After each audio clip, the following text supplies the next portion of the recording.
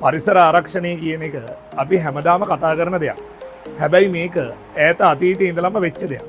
පරිසරය ආරක්ෂා කරන එක අපි හැමෝගෙම වගකීමක් කියන එක අපි දන්නේ නැතුව නෙමෙයි. හැබැයි අපි ඒක දැන දැනම පරිසරය විනාශ කරන එක තාමත් නවත්තලා නැහැ. හැබැයි ඒක නිසාම තමයි අපිට ලෝකයේ විශාල කාලගුණික විපර්යාස දකින්න තියෙන්නේ. ඉතින් මේ කතාවත් එක්ක පොඩි කතාවක් කියන්න. ලංකාවේ ඈත අතීතයේ ඉඳලම පරිසරය ආරක්ෂා කිරීම ගැන ගොඩක් දේවල් කතා කරලා තියෙනවා. හොඳම උදාහරණ කතාව තමයි දේවානම්පියතිස්ස රජතුමා තමන්ගේ සත්ත්ව ඝාතනය අවසන් කරනවා බුදුදහම වැළඳ ගැනීමත් එක්ක. එතනින් නවතින්නේ නෑ. ඔහුට ඒ බුදුදහම ලැබුණු ස්ථානයේ ඒ ප්‍රදේශයේම අබේ භූමියක් බවට ප්‍රකාශයට පත් කරනවා. එතනින් නවතින්නේ නෑ. තවත් කතාවක් තියෙනවා.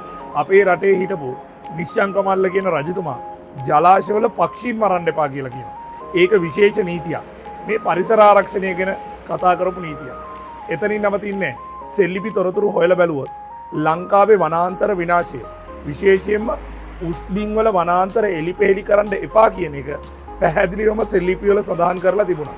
ඒකට හේතුව තමයි උස්බින් වලින් තමයි උල්පත් ජලය ආරම්භ වෙන්නේ. එතනින් තමයි ගංගාවල් වලට අවශ්‍ය කරන ජලය ලැබෙන්නේ. එතකොට ඔයා හිතලා බලන්න ලංකාවේ පරිසර ආරක්ෂණය ගැන අවුරුදු 10 ගාණක් තිස්සේ කතා කරලා තියෙනවා. ඔයාගේ අදහස පල්ලෙහෙන් කමෙන්ට් කරන්න.